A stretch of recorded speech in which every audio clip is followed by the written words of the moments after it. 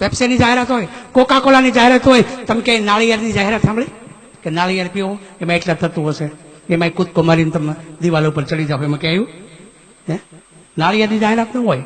દાંતણથી દાંત ટકે છે એવી જાહેરાત ન આવે, બ્રશની જાહેરાત આવે. અને બ્રશ આપણે એવા ઘસ્યા ને કે નકરા બ્રશ વધ્યા,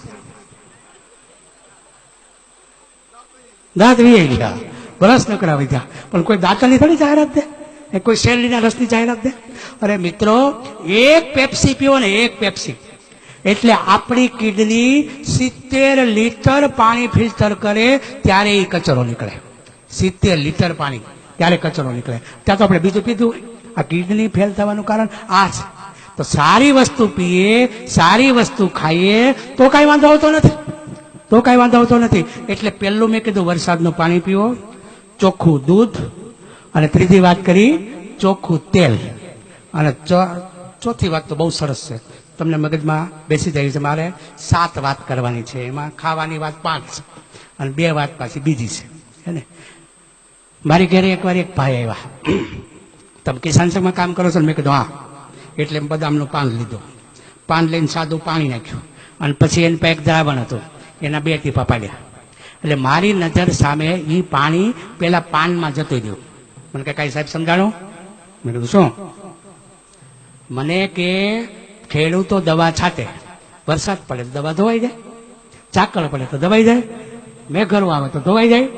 એને કયો દવા ગમે એ છાંટે, પણ અમારું આ લિક્વિડ નાખે. સમજાણું તમને? હવે તમામ દવામાં એ લિક્વિડ આવે છે. એટલે પેલા ભણવામાં આવતું કે શાકભાજી ધોઈને ખાવા, હવે ધોઈને હું ખાવા? અંદર જ દવા છે. મેં કીધું આ દવા અંદર જાય એટલે શું થાય? મને કે આ દવા અંદર જાય ને એટલે એને કીડી ન ખાય, મકોડી ન ખાય, ઈલ ન ખાય, ભમરી ન ખાય. મને કે આને કોઈ ન ખાય. મેં કીધું કોણ ખાય? વિચાર કરો. આપણને માનવ જાતને ખબર નથી શું ખવાય ને શું ન ખવાય. મિત્રો, આપણે બુદ્ધિ વગરની ભેંસને ગણીએ છીએ. ભેંસને આપણે બુદ્ધિ વગરની ગણીએ છીએ. કોક દી કખતરો કરજો, અંધારે ગમાણીમાં બાંધવાની, અંધારે કોઈ ભાડે નહીં એમ બાંધવાની.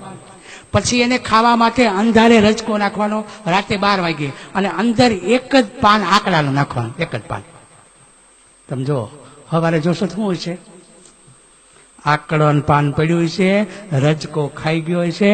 મારે કહેવાનું એટલું છે કે બુદ્ધિ વગરની ભેંસને રાતના 12 વાગ્યે અંધારામાં ખબર પડે છે કે શું ખવાય ને શું ન ખવાય.